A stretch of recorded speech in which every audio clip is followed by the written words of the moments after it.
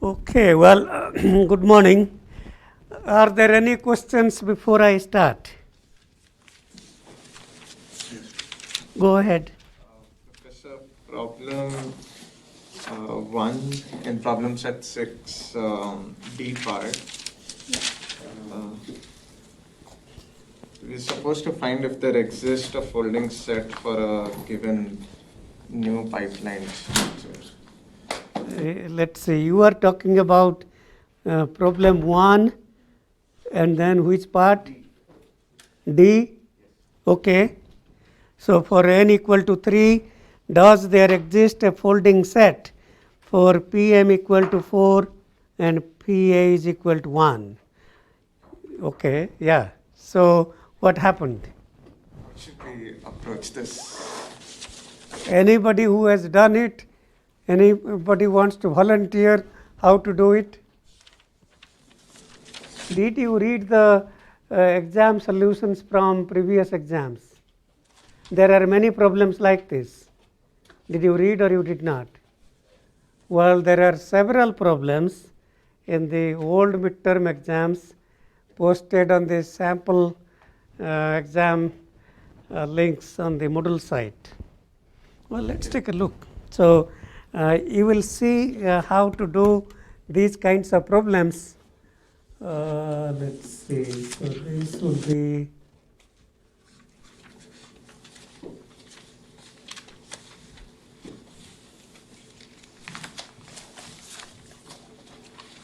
so if you look at these old exams from 2014, 15 and 17, may not be all of them, but for example, this problem 4 is okay.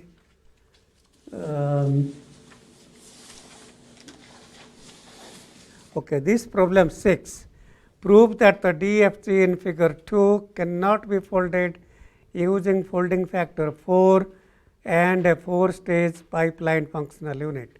So, read how I prove that something cannot be folded. There may be other exams. So, yeah, these are things that are little bit thought provoking. You have to think a bit. And the good news is you are thinking about this during homework. I'm sure when I gave those exams, they had not done homework like this. So, let's, yeah, this probably does not. And let's take this, take a look at 2017.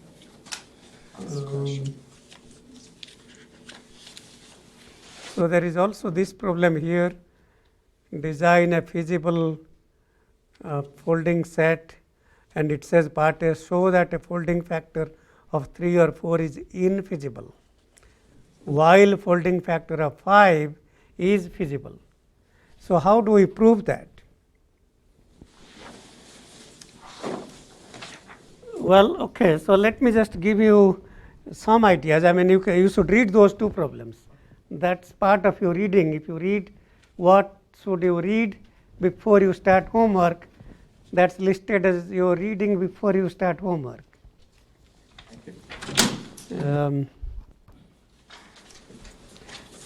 But let me briefly talk about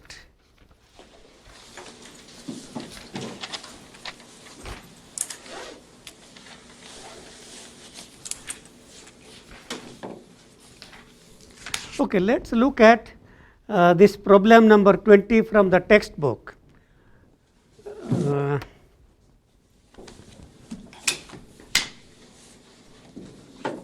Okay, so this is chapter 6, problem number 20. So, let's take a look at what it says, and I didn't give you this problem as a homework, but still it's useful to read it. It says let WL and TL be the number of delays and the computation time of loop L. Assume that a node with computation time T is executed on a processor pipelined by T stages, so that sum of all folded delays in the loop is equal to n times WL minus TL, where n is the folding factor. Okay, so how do you, well, I guess it should be easy to prove this. Okay, so TL is the computation time. So for example, if a multiplier is pipelined by 4 stages, take time for the multiplication to be 4 units. Each clock cycle is 1 unit. So anyway, you can sit down and prove that.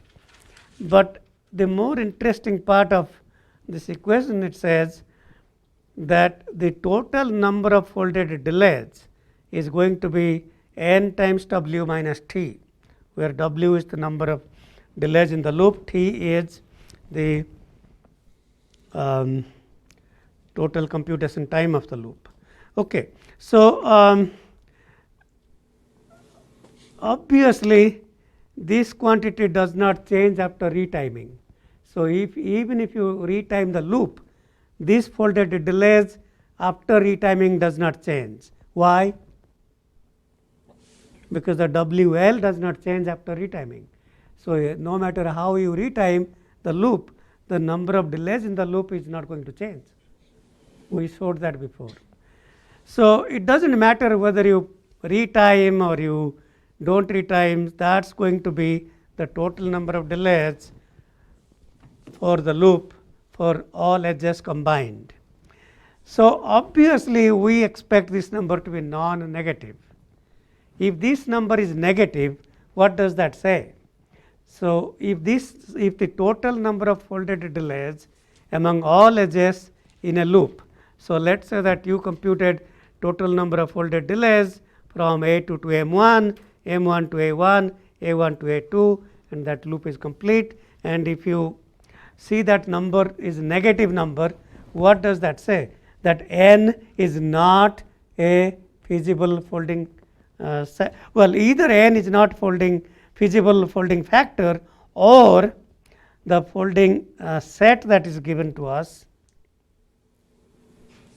Okay, so no, the folding set is fine, or the pipelining levels and so on have to be changed. Something has to be changed. So given W and T, that n has to change. So that's how you approach these kinds of problems. You try to think if this quantity in a loop, if you can find any loop where the total number of folded delays for all edges is negative, well, definitely n is not a feasible folding factor. Now it does not say that if this number is non-negative, then that's a feasible folding factor. It doesn't say that. But one way you can rule out that n is not feasible is by making sure that this became negative for any loop.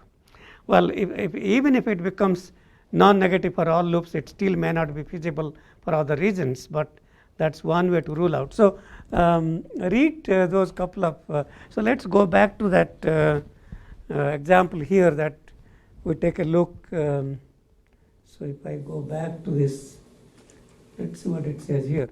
So consider the DFG ABC. So as you can see here, it says that each functional each computing time of each node is 3 units. So A, B, C each take 3 units, and the total number of delays is 2. So if you compute the D, F, A to B and B to C and C to A and then add them up, so that says 2n minus 9 should be greater than or equal to 0. So n should be greater than or equal to 4.5, and therefore folding factor of 3 or 4 is infeasible while 5 is feasible. Is that making sense? Okay. So read those kinds of questions. All right. Good. Any other questions? Yeah. Problem number 2, the first part we need to prove that for the IR filter, folding factor of 4, like anything less than 4 is not feasible. But in the same problem, the B part, I think we have a folding factor of 3. Okay. So let's look at the paper here instead of the computer. Thank you. So So it says here, let's take a look. Multiplier is pipelined by 3 stages, adder is pipelined by 1 stage. Prove that a folding factor less than 4 is infeasible for this problem. Okay.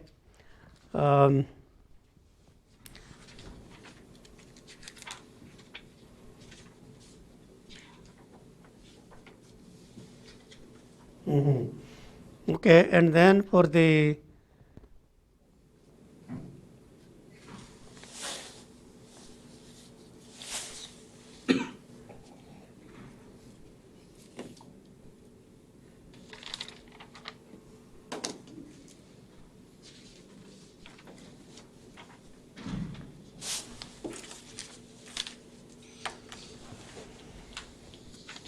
I wonder if the TA made a mistake in typing. So yeah, I should check if I somehow seem to think that that might be 4L plus X. This is from an old exam question. I don't really remember. Yeah, you okay? Let's take a quick look and see. I can't remember which year and which exam I took that from, but let's see.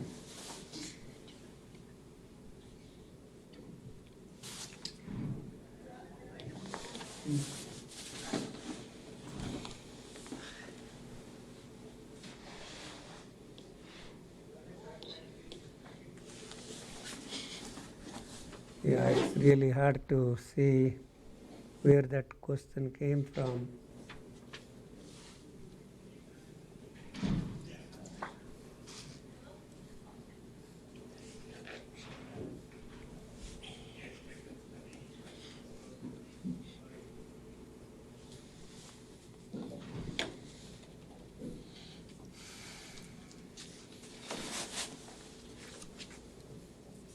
Aha, that's this question, right?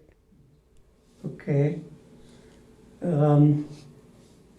Yeah, there is a mistake here. As you can see, that should be 4L plus X. So the TA has made a mistake in typing and that problem. So in problem 2, part B, 3L plus X should be 4L plus X. So in other words, yeah, if you wasted your time, I suppose that's, yeah. So what it shows here is these are time instances 0 and 1, others are null operations. But okay, that's, I'm glad that you pointed out. I didn't see that mistake. Okay, is that better? Yeah, go ahead. Problem number 1, the D and E part. Yeah. So do we also take retiming into consideration when finding a possible folding set? Absolutely, absolutely. I mean, that's kind of, yes, I mean, it doesn't matter how you find a folding set, it doesn't really matter. Yeah. So, yes, so this 3L plus X in problem 2 part B should be 4L plus X. Okay. So, make that correction. We'll try to get that corrected as well on the website. Okay, any thoughts about how to prove that this also implements the same computation? Any volunteers? How do you think you can prove that?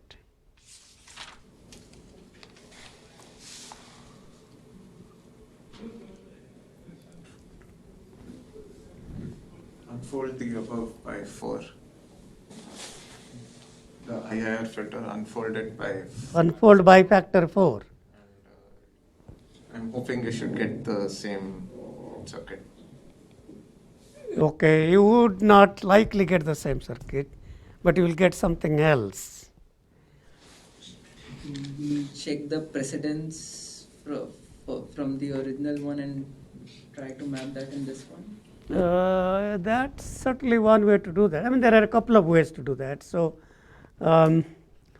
So if you take a data flow graph and let's say that you fold this by factor n and you get some architecture. Okay, so fold by n. So let's say that I choose another folding set. So I choose another folding. So this is some folding set, say S1, and this is another set S2, and fold by n. You get architecture 1, architecture 2, and with S3, another one we get architecture 3. Okay, so then we try to unfold this by factor n. So if you unfold this, let's say that we unfold this, unfold by n, unfold by n,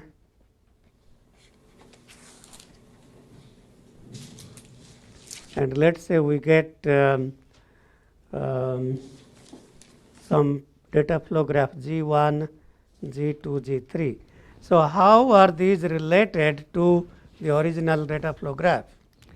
So it so happens you may not get back the original one, but you will get a retimed and or pipelined version of the original one.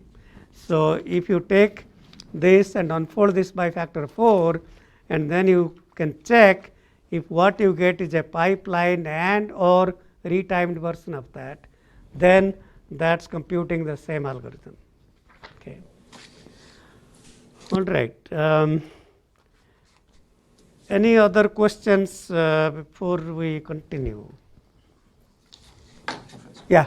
Architecture 1, 2, 3, how are they related? Are they also pipelined and or retimed solutions? No, only their unfolded versions are, but these are going to be different. Those are going to be different. Okay, so well, as you do your homework, you will see that, or as you read the book, you will see that by different folding sets, you will have some place the switching instances will be different, some place the folded delays would be different. So those circuits will be computing same things, but won't be identical.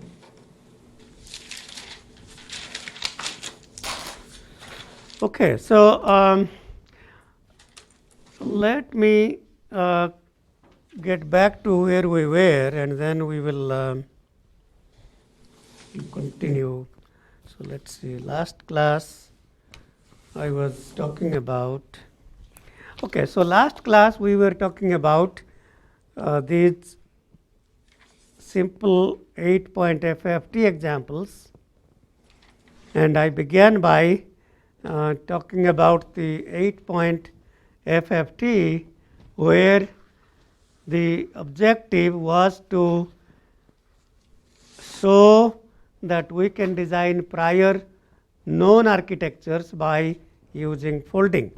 Okay, so 8-point FFT, we have 4 butterflies in each stage, log 8 to base 2. There are 3 FFT stages, and these are the folding sets. The folding sets very clearly show that half the operations are null operations. Therefore, the hardware is utilized 50% of the time. Okay, so the earliest time, if we assume the inputs are available serially, the earliest time we can compute this is 4. So if we assume this can be computed 4, 5, 6, 7, then the earliest time I can compute B is going to be 6, because I need this one. So 6, 7, 8, 9, and then 7, 8, 9, 10. Okay, so that's kind of how we assign these folding sets. Okay, so what we tried to do last class is to understand how the output of the butterfly stage connects to the input of the next butterfly stage. So if we have these out, so the input is delayed by 4 cycles, so that these x0 here and x4 line up, x1, x5, x2, x6, x3, x7, line up. Okay, so if you think about what is going on in this butterfly, so well, that's what we are showing here. So in clock cycle 4, we compute A0, which is x0 plus x4, x0 minus x4 in that butterfly. So 4, 5, 6, 7, we compute 4, 5, 6, 7. Okay, and then we get the, so that 8 point is complete. The next FFT begins. So we get next x0, x1, x2, x3. Now what do you think is going on when I get these inputs x0, x1, x2, x3? These are simply being buffered using these 4 delays. Think of this number as n by 2. So if n is 1024 point FFT, that's going to be 512 delays. Because this is 8 point FFT, that's 4 delays. Okay, so that's being buffered, and while that is being buffered, so those n by 2 clock cycles, this butterfly is doing nothing. Okay, after this x0 through x3 are buffered, then x4 comes along, and then I can begin x4, and x0 I can begin the butterfly. Okay, so I began talking about how to derive the interconnection network that connects the output of the butterfly stage 1 to butterfly stage 2. So we looked at the timing of the top wire and the bottom wire. So that's the top wire. So that's BF1 and that's BF2, and the top wire and bottom wire, and top sometimes goes to top and bottom. And so we looked at how many delays they need to be held, and these are the switching instances, and this was 2 delays going here, 4 delays going here. So we put 2 delays here and then 2 delays here. These 2 can be pushed to the right. So switch and then delay. Okay. So so again, think about if n is the FFT size, think about these as in this case n by 4. So that's n by 4, n by 4. N is 8, so 8 by 4 is 2 and 2. So the basic interconnection blocks, so-called interconnection blocks, called delay, switch, delay. Okay, so that's delay, switch, delay.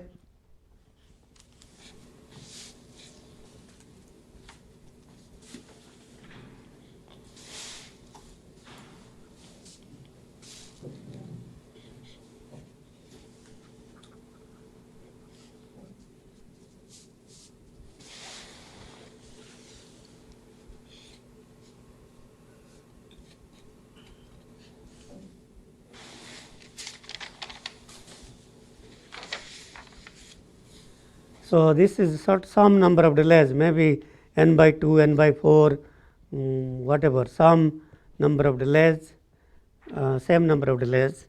So that's the basic essence of delay, switch, delay. So all the interconnections from one butterfly stage to another will look like this. So for the first stage, it may be n by 4, n by 4, the next one n by 8, n by 8, and like that. So so these switch time instances also have to be figured out, and you can figure that out from here. So that's the delay. So this is the number of delays. So this is the delay, and that's the switch, and that's the delay. So that's why this kind of interconnection is called delay, switch, delay. Okay, so let me go back to okay, so that's, so we can call this delay, switch, delay with a parameter 2. So 2 delays here and 2 delays here. If we look at what would the delay, switch, delay look like for the next stage here. So if you look at 6 needs to be stored for 1 cycle. So let's look at the top to top. So that's 1, 6 to 7, that's 1, 8 to 9, that's 1. Okay, those are the 2 top to top, that's one delay. So that would be one delay here. Top to bottom, top. So this top goes to bottom. That's straight connection 7 7. Top to bottom 9 9. So top to bottom. So that's this connection with no delay. Okay, and then bottom to top. Let's see. So this bottom 6 goes to top at 2 delays. This bottom 8 goes to 10 with 2 delays. So that's these 2 delays. And then bottom to bottom, no, excuse me, but that's not these 2 delays. That's this one and this one together 2 delays. And bottom to bottom, 7 to 8, 9 to 10, that's 1 delay. So that's this 1 delay. So that's how it works. Well, I'm going to give you a lot of homework on FFT. We'll talk a little more about that next class. So trying to understand these kinds of things are useful, and that's part of your homework. And there's a reason why I will be giving a very long homework on those FFTs for different real and complex FFTs. So so think about how to how these architectures work. So to just briefly, I didn't write it down yet, but I will at some point, maybe next class, write this down and give you in writing. So so here is my thought. Here is my thought. So if the signal is real, so-called real FFT, which I have not started talking about, and then there can be 3 different data paths, 2 parallel, 4 parallel, and 2 parallel hybrid, 2 parallel real and hybrid. Well, 4 parallel real. Okay, and then we can think about point size, FFT size 256, 512, 1024. And what I'm talking about now is complex FFT, and we'll talk about 2 parallel, 4 parallel, and these many point FFT. And that's actually, well, that's what I want you to do as your project.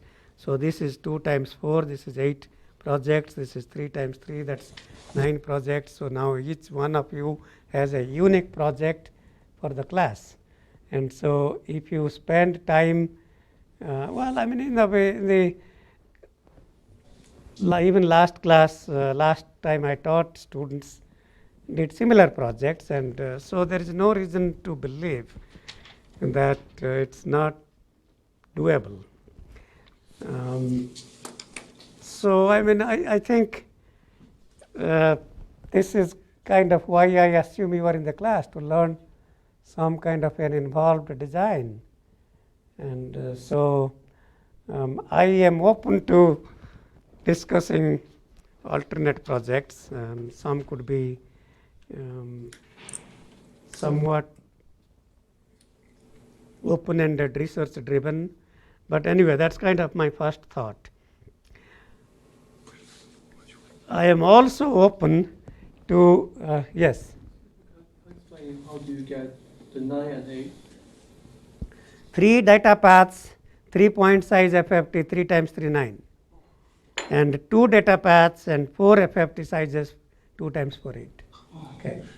I am also open to, if you want me to keep teaching, so also my hope is we will have the second midterm exam on April 11th. So I know that we posted something like that. So the homework that I will post today, later today, that will be due on 28th after spring break. And then I will teach systolic arrays and give one more homework. So that's essentially the second midterm. Second midterm will be on unfolding, folding, and FFTs and systolic arrays. So that's the content for FFT. And if you want to do no projects and you want me to continue to teach the computer arithmetic, which is chapter 13, 14 and 15, which I typically do, it is perfectly fine with me to teach how multipliers and adders work, number system representations, and it's all, well, we can't, I mean, no matter what, there is nothing wrong in how we approach the class. So if you do not want to do project, I can definitely teach chapters 13 through 15 and have a third midterm and no final exam. So I am happy to hear your thoughts about what you prefer. So, that's kind of another 3 homeworks and a third midterm, which would be the last 25% of the class. Or you can do this project. If we do the project, then I likely will teach a number of papers, and I can also tell you the style of teaching papers and reviewing papers is going to be a very different style of teaching. I am not going to be going through every detail as I have been doing, but it's rather showing you what papers are about and what some of the ideas are, and you will be left with thinking that you don't really understand a lot of detail, and that's the purpose of teaching these papers, and that's exactly how papers are taught. You are not supposed to be understanding all the details, but you are supposed to be getting some ideas about what these papers are about, and you have these resources. Should you become interested in learning more, you can always read those papers in detail. So I don't want you to think I will be teaching every details like this. When we review papers, that's going to be simply through the computer. I will show you diagrams, explain some diagrams, review concepts, and then continue. So I am happy to take your opinion, and maybe if you want to think about it, we can discuss next class. Think about it. Okay. All right. So I will try to change the midterm exam date.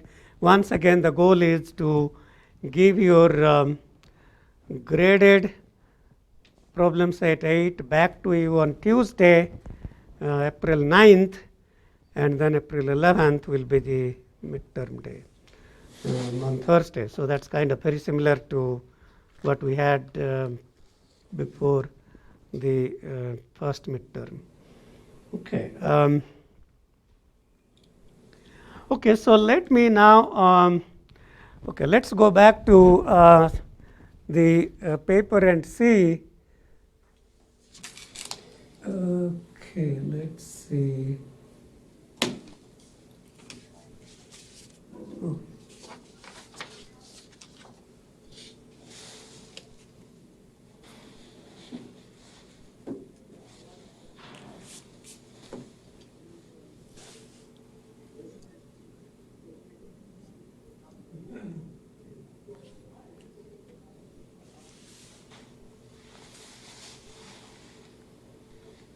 Well, by the way, I can just say this paper that I posted here, Nanda's project, he started this in this class 2 years ago as his class project. So he was working on real valued serial FFT, and he did a great job in parameterizing the Verilog code so that it can compute any number, any point FFT from 8 point to 1024 points. So these were all parameterized, also parameterized with respect to word length. And the paper that I posted on the Moodle site shows ultimately the goal here was how do the area and power change if we change the FFT point size and the Tweedle factor word length and the data word length. So if you look at all these plots, data word length on x-axis, coefficient word length on y-axis, and all these plots that you see are for different values of signal to noise ratio, signal to quantization noise ratio. So for example, that line signal to quantization ratio is 120 dB, and this dashed line shows that for given signal to quantization noise ratio, those points on those plots are the best operating points with respect to the data word length and the coefficient word length. And if you choose other points, you are wasting power consumption. That's what that means. And this part A, B, and C are for 256.512.1024.50s. The next set of plots are given an area constraint. If you are designing certain IoT device and somebody, your manager came and told you that this is your area budget, then so these are equi-area lines in millimeter squared, and then we describe what would be the best operating points for a given area constraint with respect to the data word length and the coefficient word length, such that it maximizes the signal to quantization ratio. So once again, for 256.512.1024.FFT, and the last plot is for power constraint. These are equi-power lines, and then what would be the operating points, and it shows that the coefficient word length should always be fixed at 24 for maximum SNR, SQNR, signal to quantization. So anyway, that's kind of what he was working on the project in the class when he took this class a couple of years ago. Well, I am not asking you to do all those things. That's not the intent of the class. The intent of the class is to learn how to design a complex data path such that you can figure out the control circuits, the counter, and design the control logic and compute the FFT, learn to bit match the MATLAB bits coming out of MATLAB and coming out of Verilog, and then do the synthesis, find area, power, and speed. Okay, that's the intent of the project. It's certainly not trivial, but after the exam, you have about a month. You have no more homework. You continue that. While I keep teaching, you do your project. Or you can keep doing homework, and I will teach chapter 13, 14, and 15. So, and take another midterm exam, third midterm. So the paper that I began talking about is the, again, this project was from the class project in 2009 or so, I believe. Okay, so let's take a look. So I don't want you to read these forward backward allocation schemes. I am not satisfied after the fact, after the paper was published. I want you to understand those delay switch delay circuits, not through, don't read these parts, but rather try to understand the way I explained. That's a better way to understand than, I don't think, although they are not wrong, but I don't think this is the best way to explain. So I sat down when I was teaching the class later on, and the easier way to explain those delay switch delay is by looking at the storage units from top to top and bottom to bottom, top to bottom, bottom to top. So, and then doing some retiming. Okay. So I went through this example of the okay. So that's the final architecture. The so-called figure 6 is the so-called radix 2 multi-delay commutator architecture. So what you see here, the signal xn is coming serially. So x0 through x7 in 8 clock cycles, then next FFT x0 through x7 next 8 cycles and so on. And then it's computing something in 4, 5, 6, 7, and then it stays idle, and butterfly is not computing anything. Okay. And then, so that's 4 delays, that's n by 2. This is 2 delays switch delay. So that's n by 4 and n by 8. So in general, if n is 1024, this 4 delay would be 512, this would be 256, this would be 128, next stage would be 64, next stage 32, etc. Okay, that's going to the pattern. The pattern is going to be, and if you look at this delay switch delay, the control logic is going to have simple patterns as well. And in general, you will need a log n bit counter, and if n is 1024, you need a 10-bit counter, and from the counter you can quickly design simple control circuits for these multiplexers. Okay. So what's the drawback? The drawback is the hardware is utilized half the time. That's really the main drawback. So how do you think this drawback could be overcome?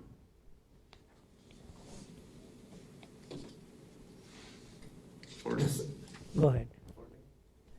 No, we have already done folding. We have taken so we have already taken this is the data flow graph. So we took one stage and folded that one butterfly, next stage folded that to one butterfly, next stage folded these n by 2 butterflies to one butterfly, and so on. So one way, and that's why one problem in your next homework is going to be take a design like that and then change the design by a small circuit modification such that because it is half utilized, and if I have 2 channels that I want to compute 2 FFTs in an interleaved manner, so I can interleave, and that's part of your next homework, is to change this kind of circuit to have 2 FFTs being computed in an interleaved manner. So as I explained to you, this VF1 was computing in cycle 4, 5, 6, 7, and it's sitting idle doing nothing in 0, 1, 2, 3. But during that 0, 1, 2, 3, you can compute the next butterfly, next FFT. So if you have 2 independent FFTs, then we can keep the hardware busy. Okay, that's part of that's one of the homework problems. The homework is going to be pretty daunting. We'll see. Okay. Okay, that's the so-called feed-forward architecture. So the feed-forward architecture, no feedback. You can pipeline these at any level you want. The butterflies can be pipelined. The multiplier, Twiddle factor multiplier can be pipelined. The critical path can be reduced as much as we want, but the hardware is half utilized, and we can make it fully utilized by interleaving 2 independent FFT computations corresponding to 2 different channels or 2 different time series. Okay, so so the ideas evolved in a way. So in the original paper by Su-Sung Ha, what they show the so-called feedback architecture, and if you will see here, this bottom butterfly output is fed back here. Okay, so why are we doing that? Well, the idea of the so-called feedback architecture is that we can now, so in this previous design, the delay elements, the butterflies, the multipliers, everything was half utilized. Now, it so happens that these 4 delays that are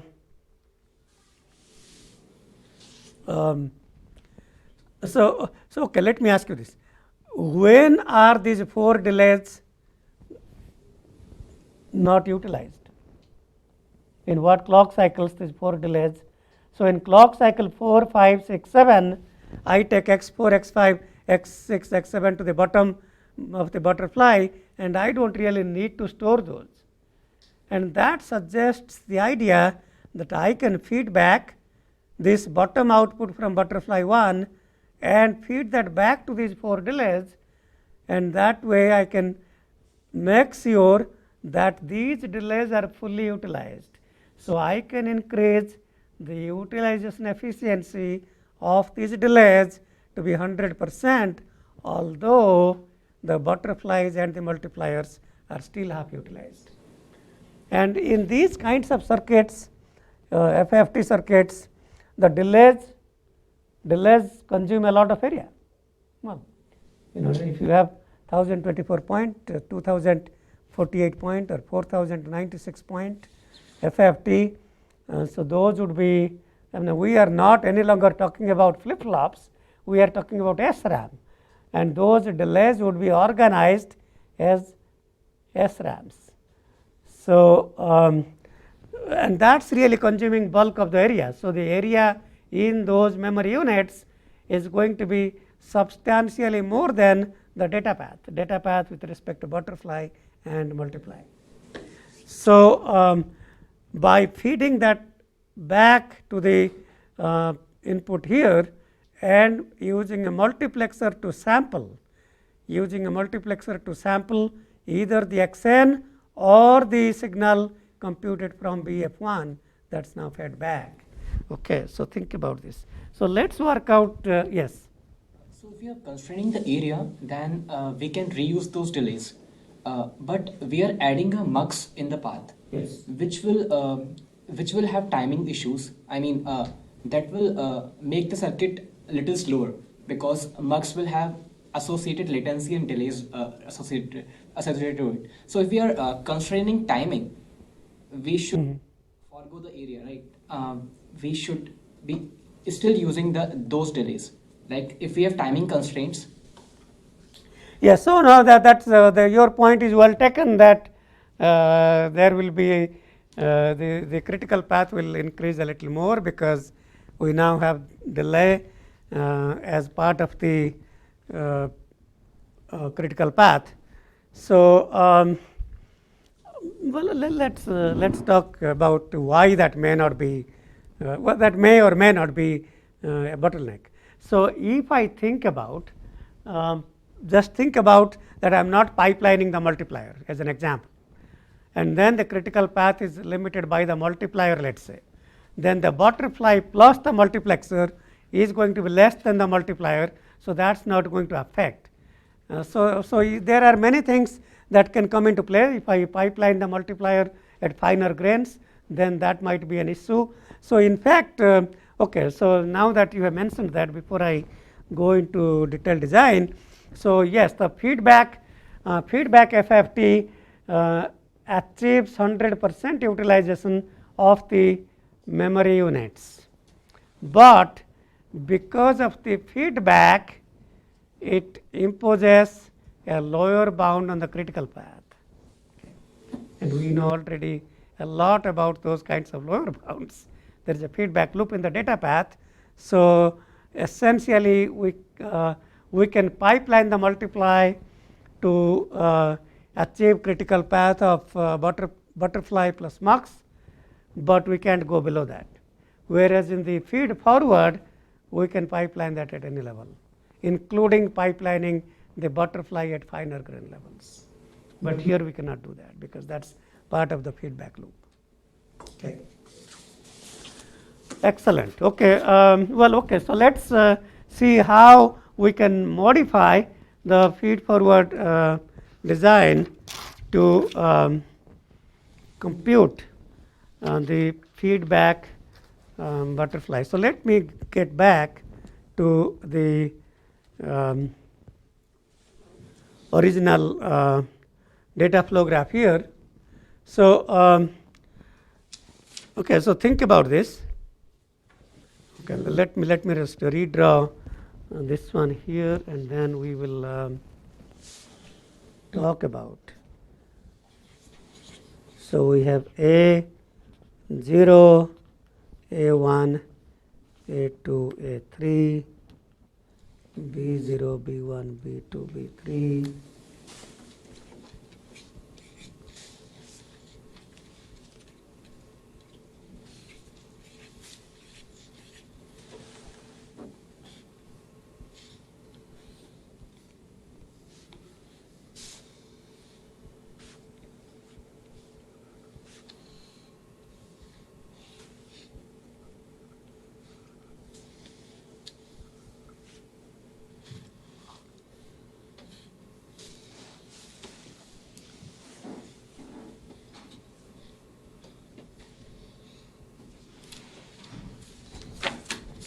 Okay, so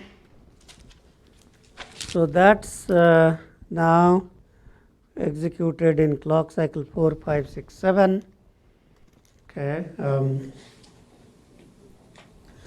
All right. So now the earliest time that I can compute this B0 is 6. So so I can compute this at 6. So I can hold this for 2 cycles, and this is available right away. I can compute this at 7. I can hold this for 2 cycles, exactly same as before. So I can hold that for 2 cycles. So I take this and hold here for 2 cycles. But what we are doing now, this n by 2 plus n by 2, that was n. So that is feeding back. So this is feeding back to. So now think about how soon could we compute B2? Well, this is 6 and that is 4. Okay. So in the previous case, we were able to compute that at time 8. Why did we compute at time 8?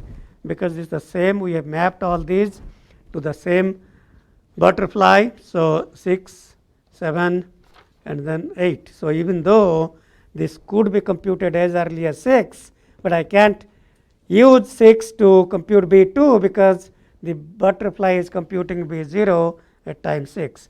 So in the feed forward case, the earliest time I can compute this is 8. In the feedback case, this 6 is feeding back to those 4 delays. Think about that. The 6 is feeding back.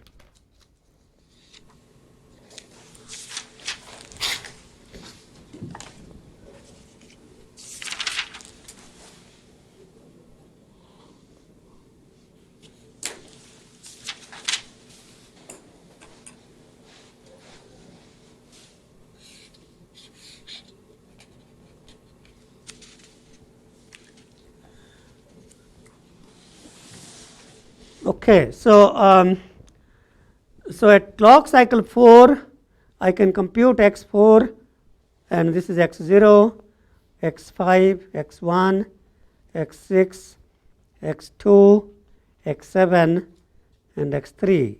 In the next cycle, when the next x0 comes, okay, so so in these x4, x5, x7, in these clock cycles, clock cycle 4, 5, 6, 7, okay, now we feed this back. So this control signal is going to be, let's call this 0 and 1. So so clock cycle 0, no 1. So clock cycle 0, clock 0, 1, 1, 1, 1. So clock 0, 1, 2, 3, the MUX feeds this to the output. Clock 4, 5, 6, 7, I take this one and feed that back. So while 4, 5, 6, 7, they don't need to be stored because we are just computing. And in those 4 cycles, what is the butterfly computing? Computing nothing. It's just storing this previous output. It's not computing anything. It's really not computing anything. And then, so that clock cycle 6, bottom, this quantity is going to be here at clock cycle 10. So the earliest I can compute, here. The earliest I can compute this is going to be 10, okay, and the earliest I can compute this is going to be 11. So that 7, clock cycle 7 feeds back, 7 plus 4, 11, and that's going to be available at 11. All right. Okay. So then I can start this at clock cycle 7. So as early as clock cycle 7, I can compute this at clock cycle 8. Okay. Clock cycle 9, I think, because this is 7, and I need to hold that for 2 cycles. So that should be 9, clock cycle 9, and then this bottom, that's top is 11, so I can compute this at 11, and this will be 11 plus 2, 13. Okay, so that's kind of 7, 9, 11, 13. Those will be the clock cycles that we will execute those ones. So if I now write down the folding sets, so this will be null, null, null, null, A0, A1, A2, A3. B will be 6 is the same as 6, so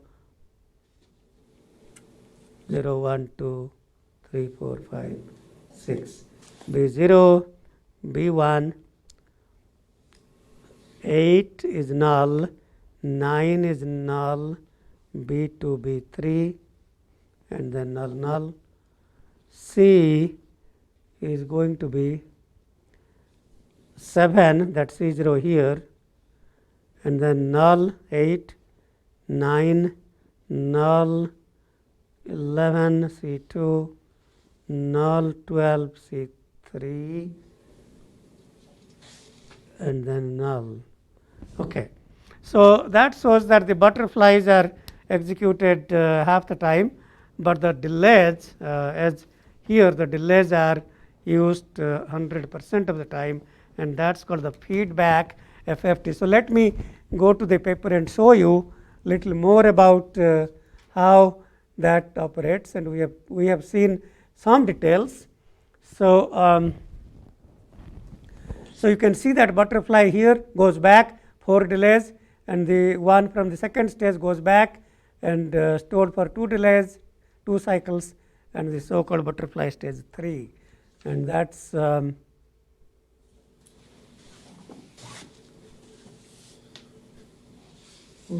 let's take a look at the so called, I think that's what I wrote down. Yeah, so okay, so that's the folding set. So so far I have talked about how we can explain the existing feed forward and feedback FFTs by using folding sets. So okay, that's great. So okay, so we understand that we can derive known existing FFT architectures by talking about folding, by talking about deriving the delay switch delay circuits. But if you think about a few things, well, first of all, the FFT data path is a feed forward data path. There is no feedback. The feedback that we introduced in the feedback FFT is an artificial feedback to increase the hardware utilization of the delay elements or the memories by 100%. Okay. So there is no reason to believe that we cannot get feed forward architectures that are fully utilized. Now, if we think about what is the fundamental reason the feed forward architectures were not fully utilized. The fundamental reason why the feed forward FFT was utilized only 50% of the time is because in the 8-point example, I take 8 inputs serially in 8 cycles, but in each stage of the FFT there are 4 butterfly operations. So, I compute 4 butterfly, sit down for 4 more cycles and then take 8 more. Now, well, we do not really need to, we can keep the hardware busy. In an 8-point FFT, each stage has 4 butterflies. Now, if it so happens that I can take the 8 input samples in 4 cycles and not 8 cycles, I can keep the hardware busy 100% of the time. Well, how do you take 8 samples in 4 clock cycles? Well, you have a 2 parallel design. Take 2 consecutive samples.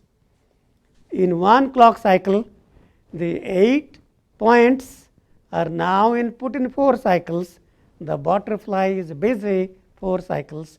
Now, there is a 1-to-1 match between the number of clock cycles necessary to feed all n points and the number of clock cycles needed to compute the n by 2 butterflies. Very simple and trivial idea. As trivial as it is, was not published in this detail. Okay, I should say that it was alluded to by my former PhD student Chao Cheng in another paper in 2008, but certainly not explained. Let me see if I can find Chao's paper from 2008. But anyway, it was not explained. But so Chao was, I think, the first person to present the 2 parallel design. But the folding actually generalizes that even more.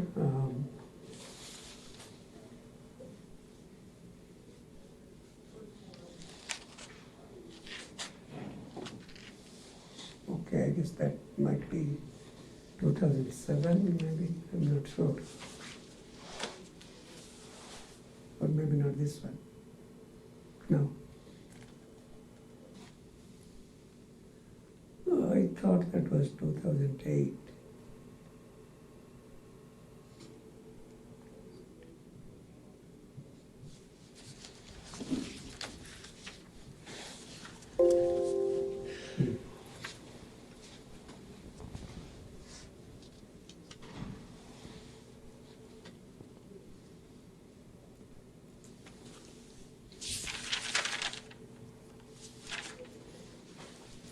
Maybe, yeah. So, this was, I think, the first paper, 2007. Or is this? Yeah. But as I say, it was not articulated better, but at least it did show that by taking 2 inputs, we can compute the 2 parallel FFT and then so-called radix 4, which is not exactly same as radix 2 squared, and we'll see if I can spend a little more time on that. But so it does allude to that, but the folding way is a better way to understand that if we take 2 parallel inputs, then n inputs can be fed in n by 2 cycles, and the butterfly is busy in n by 2 cycles. So, so this is if you look at here, this is a 16-point example. This is not 8-point. So, 16-point FFT has 4 stages, log 16 to base 2, and that's shown in figure 11. So if I go to figure 11, okay, so that's the 16. So in this case, we are processing 2 samples in parallel. So the 16 inputs are fed in 8 clock cycles. And if we choose the folding set, so by A, B, C, D corresponding to these A, B, C, D stages, all A's mapped to one butterfly, all B's, C's and D's. And then as you will see that here there is no null cycle, these are fully utilized. And if you do some more work, you will get back this architecture in figure 12. So this is the same delay switch delay, 4 delays, that's n by 2 or n by 4, n is 16. So n by 4, n by 4, then this is n by 8, n by 8, n by 16, and then finally n by 2 again. So that's the architecture, that's the 2 parallel FFT, which is feed forward, which has no feedback, can be pipelined at any level, and can be utilized, the data path is utilized 100% of the time. So that's great, that's great. So now we have one solution that is feed forward, that's utilized 100% of the time and can be operated at any speed. So with the 5G coming into modems, and there is a need to have, well, long ago there was a need to have gigabit wireless. So gigabit wireless was was a goal maybe 15 years ago.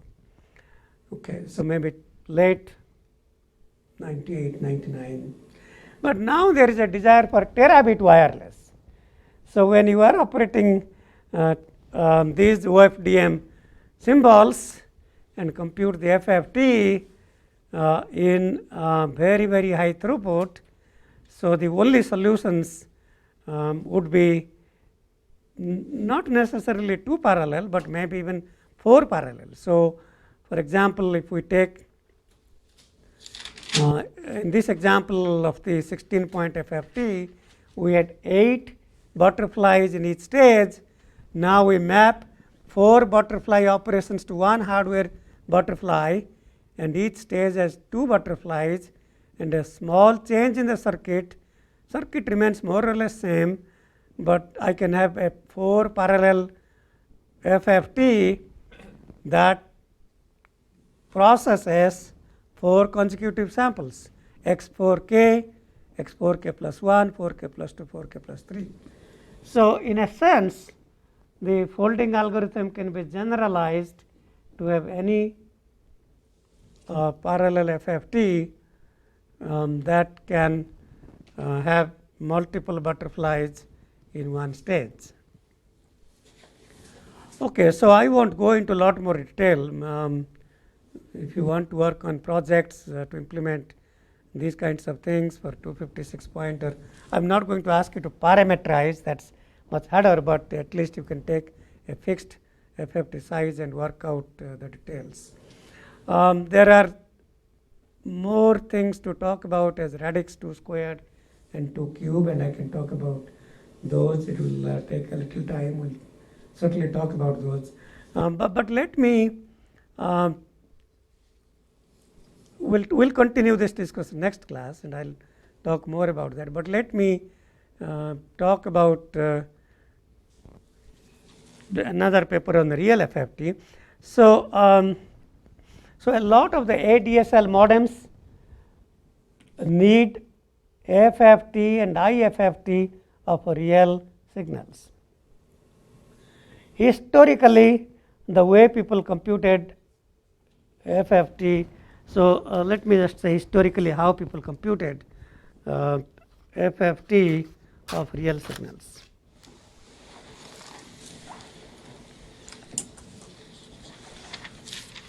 So if I have a real signal A1 through AN, then let me take an example, say A128. So A1 through A128, then this is all real. So the first step, the ADSL modems that were implemented in late 80s, 90s, this is what they do. Well, the paper was not published then, so they couldn't benefit from the paper in those modems, but I'm sure in future modems companies can use the real FFT that we will talk about. So, so we compute so we take the 128 point real and compute or pre-process that to get a 64 point complex signal. So A1 plus J A65, A2 plus J A66, and finally A63, 64. I've taken the lower index as 1 plus J A128. Okay, and then compute the n by 2 point complex FFT. And then here is a lot of post processing,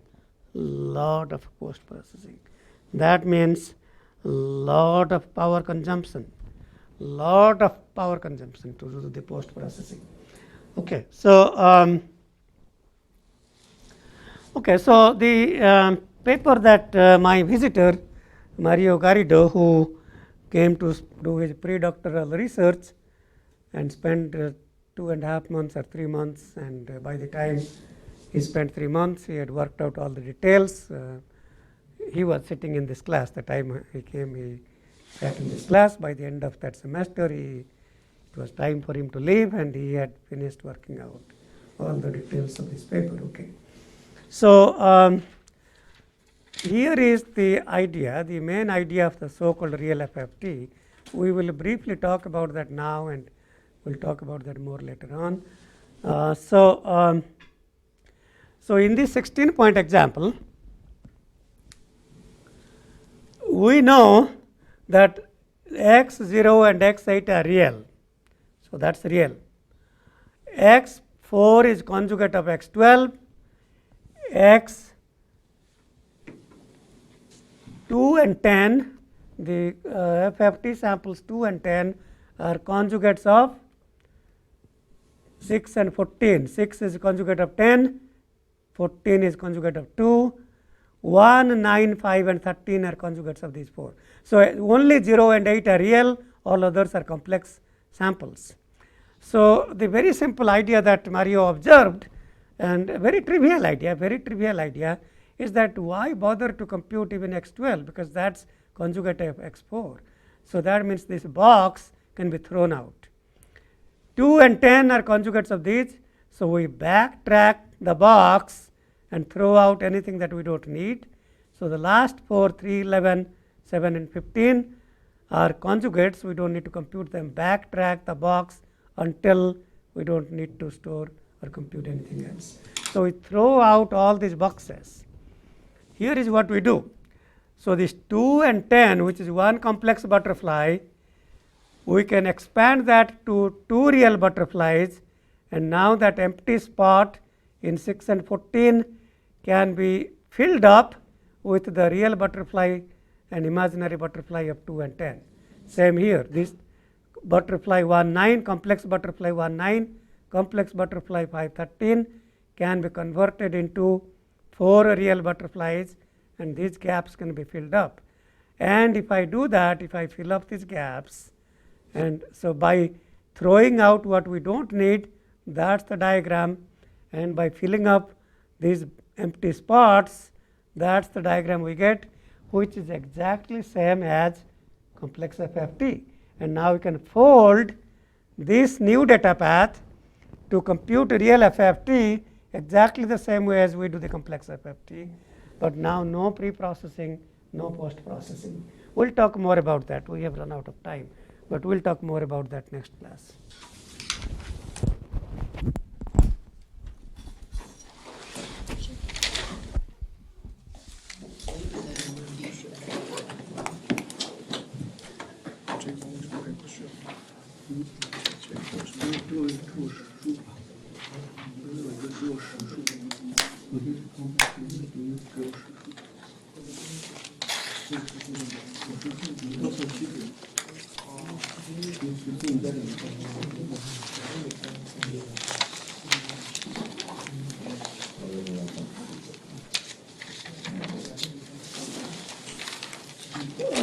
By the way, your graded homeworks are here. So,